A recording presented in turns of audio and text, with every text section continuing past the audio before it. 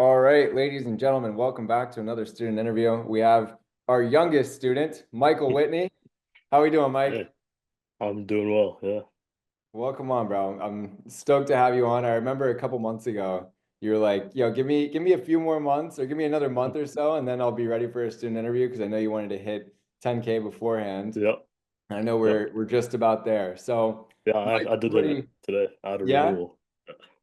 no way. Congrats, brother. That's awesome.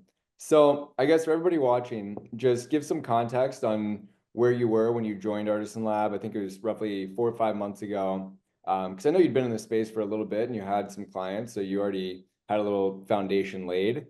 So just give some context on your background and how you ended up here. Yeah. So when I joined Artisan Lab, I was at about 3 to 4K a month. I was mostly just making money off of like these flat retainers, like email copywriting kind of clients that I had. And I was really spending all of my time doing copywriting. Like I didn't even have a lot of time to do more outreach to acquire more clients and to really get those higher quality people. And I really mainly joined Artisan Lab because of that. I had like that no time, and I really wanted to get to higher levels without doing more work. And Yeah, yeah, I've accomplished that. awesome. Totally, bro. How'd you even end up like in the online money space? Because obviously you're really young, you're 15, and you're w way ahead of me and probably almost every other 15-year-old, or obviously when I was 15, and almost every other 15-year-old that there is in the world. So how'd you like kind of stumble into the online money space?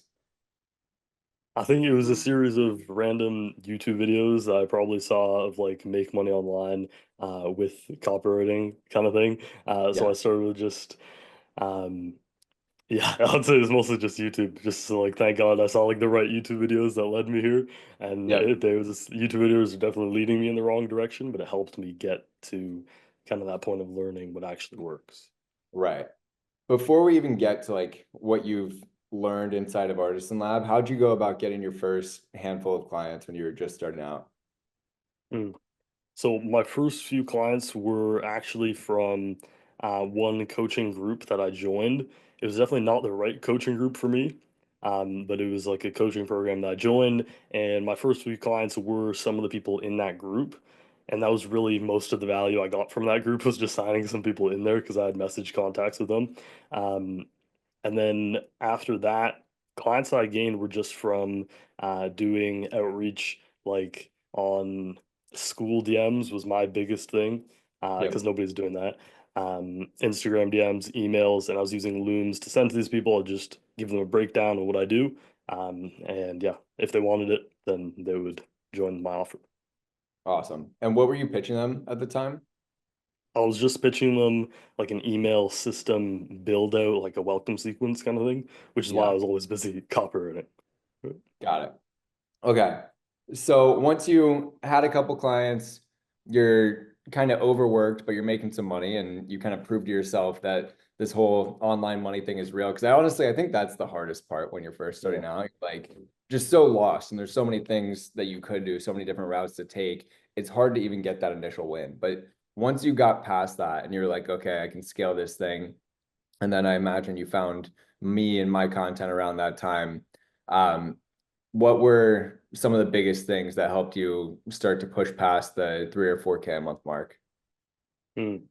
I think two biggest things are both things I learned inside the Artisan Lab. So first of all, outreach, which I think was very helpful with the looms, with everything on there, and then also doing the outreach to different offers, like not just saying email stuff because not everyone needs that, but also webinars and VSLs.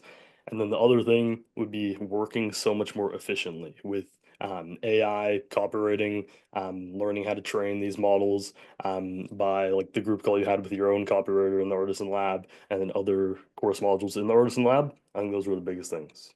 So that just helped you get more efficient and then offer more services as well. Like, because I Yeah, remember you started just kind of upselling your current clients initially. Yeah. right. Yeah, yeah. So yeah, I was just offering the email stuff on Looms, but with things we were teaching in the courses in the Artisan Lab. I actually knew how to run webinars, knew how to run VSLs. I was able to offer that stuff to my current clients as well. Got it. And are you targeting a particular niche in the clients that you're working with, like whether it's make money online or health or dating or any sort of niche there, or pretty much anybody who's selling coaching? I think the majority of my clients, which isn't that many clients, but most people are like make money online, but then there's a few people in other spaces. Um, so it's more general, not like a specific niche. Got it. And so you just hit your first 10K a month. How many clients are you working with right now? Um, that's a bit of a tricky question. Some of them are like more one-off and through other clients. But I guess people that I'm currently working with, I need to check here. It would be mainly 5/6/7. Okay. So like five solid clients and then a couple kind of one-off Right. sells, Yeah. different projects. Awesome, bro. Okay. So I guess mentally, what do you think the biggest shift is that like helped you get from the 3K a month mark to now hitting 10K? Hmm. I think mentally, well, that's a tricky question. It's a deep question. Mentally, I think the biggest shift would be on my approach to really being focused on the money and also getting my clients a ton of results. So like shifting from just flat fee, I do this project for this much money to I'm taking a percentage on this and I'll take a setup, whatever, and I'm gonna get you crazy results. So it also gets me a good testimonial, and I'm making more money from that. Just maybe that mindset on not just like what you're normally seeing even in person when you go to a store and you're buying a product for a certain price, but really paying for the value on that. Yep. Totally makes sense. What's your acquisition process look like? How are you going about getting clients now? I think right now, two main ways. First of all, obviously outreach. I send Loom videos to people everywhere. Like if they have a Telegram or a Discord DM, I'm gonna DM the Loom to them on there, wherever I can find them. And then the second way would be I'm working with an agency who does has like a very comprehensive offer, and I'm their email copywriting guy. So Yep. if they have more clients that I'm not doing email or webinars or whatever with them, that then I'm able to upsell the agency owner onto also working with those clients. Got it. That's a fire position to be in because like Yeah. you get all this experience working with the agency and then it opens opportunities and opens doors for you as well. Awesome. So as far as your fulfillment structure, I know initially it was like mainly email retainers and flows built out. What are you pitching now? Like, how does the fulfillment side look as far as what the deliverables are, price points you're offering? How's that look?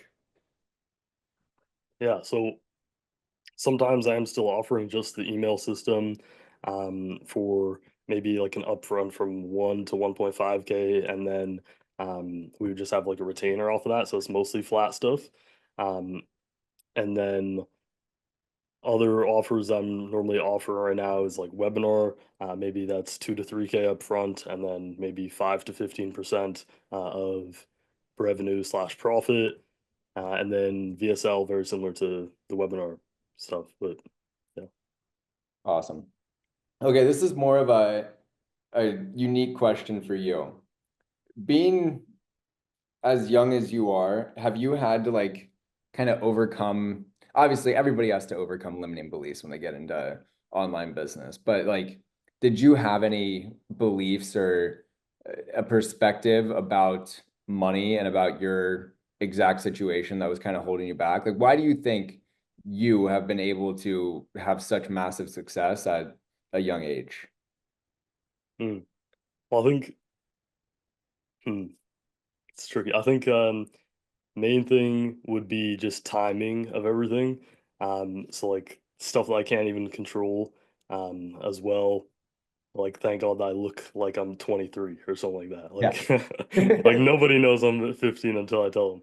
Uh, But biggest mindset changes is what yeah, I think. yeah. Um, Probably limiting beliefs about how much I could do, and then also I think celebrating too soon is something that I used to do. Yeah, Yeah, does that kind of answer your question? Okay. totally. How does it feel, bro? How does it feel at your age making the money you are? Honestly, it feels I feel like most people might get like super prideful about it or something. Honestly, I like keeping it um as something for something for later. You know, it's like something that will really bear Yeah, fruits in the coming years. But it feels good knowing it's kind of some reassurance as well. It's like not as much of like what am I going to do when I'm older? Like, oh, this field isn't hiring, or oh, this university costs thousands of dollars. Oh, I can't afford like that kind of thing. yep, Um, it's really clears up a lot of uncertainty. I think is the biggest thing. yeah. I mean, you're in an incredible spot, but like you're just getting started, bro. Like yeah, I see you in a couple years, having a huge personal brand and like because nobody gets started as young as you are, and you are competent, you know what you're doing, and you can speak well on camera. Like this is just the beginning for you, bro. Yeah, I appreciate it. 100%. Okay, so now that you're consistently between like the what 7 to 10K a month range, like you've been there for the last handful of months, um, what do you think it looks like scaling past that? Like how are you going to get to 20, 30, 50K a month? I think the biggest thing will be taking more rev shares and probably doing I want to say more outreach, but probably just outreach to better people, like to higher quality, like the whale clients, whatever, to higher quality people. Also, since I have case studies now, I'll be able to leverage those a lot more. So it'll probably be those, yeah, those two things of, Yeah. yeah. You have a defined kind of timeline on when you want to hit whatever that next income milestone is for you? Like, do you have, oh, I want to get to 20K a month by this date? Hmm. I would say no. I don't really have like a specific date like that.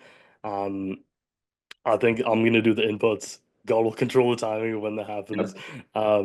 But really, really, I would say no. Like right now, I'm just trying to like maintain a steady around 1 to 2K a month growth, Yeah. um, per month, which is happening most of the time. Totally.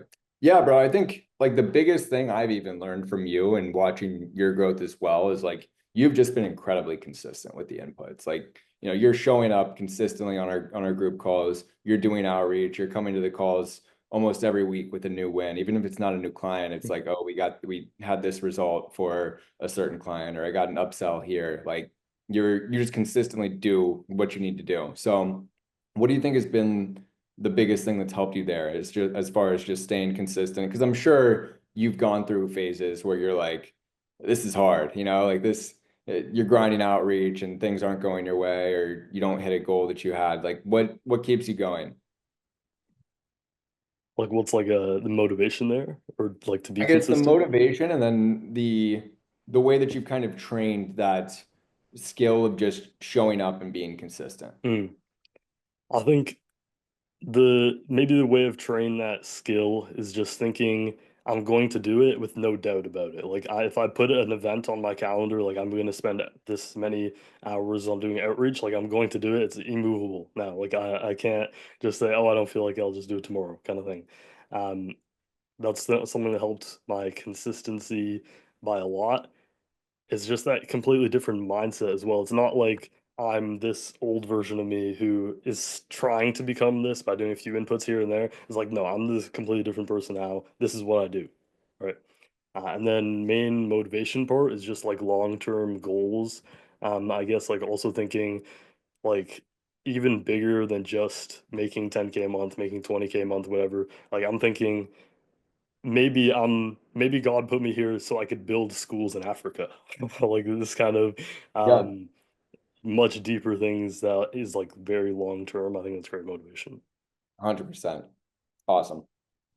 For everybody watching, could you give some context on the amount of when you were like really grinding outreach? And I'm not sure you still might be, but I remember there was a time where you were like, yo, I've been sending X amount of outbound messages a day for a while. Could you give some context on like how many, like the volume that you were sending, and then just like what that looked like as far as your day to day and being able to send that quantity of outreach?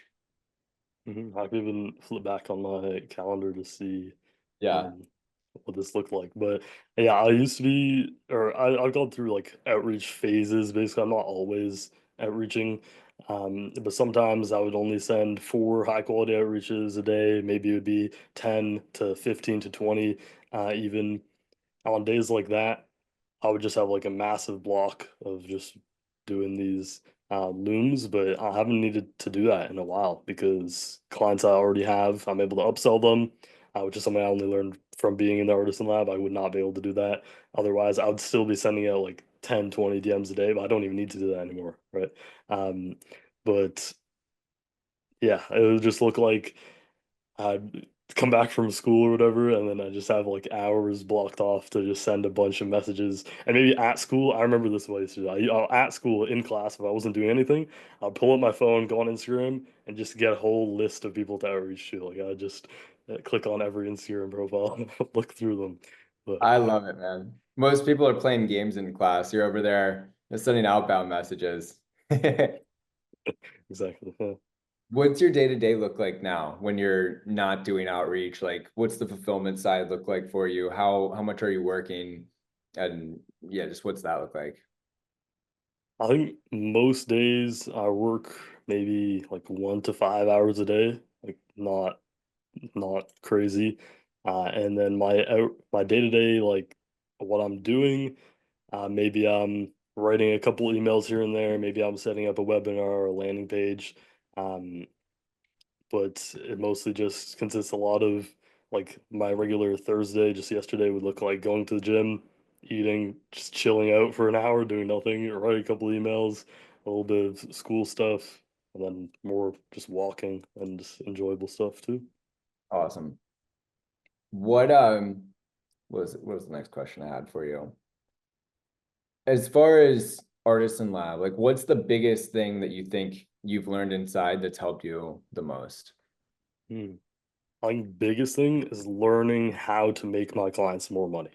Because at the beginning, I was just doing email stuff. You'll hear everyone on YouTube just saying write emails for people, whatever. Um, I was doing that, but they weren't making that much money from my emails as well. So it's no way I could have hit 10, 20, 30K a month just writing emails like that.